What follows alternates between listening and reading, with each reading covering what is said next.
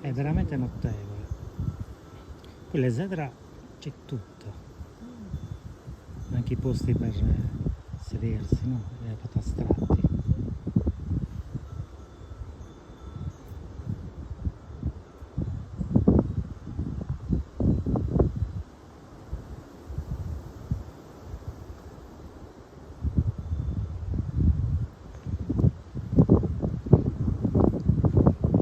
Questo pietrone si è spaccato in due.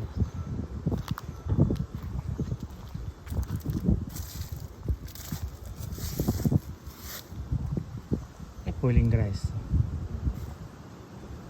Tutta coperta con le pietre mandate. Qui accettanti, poi sono massi enormi che ci sono sotto, no? Fanno massi più piccoli, però poi ne avevo visto con le pietre mandate ancora lì sopra, no?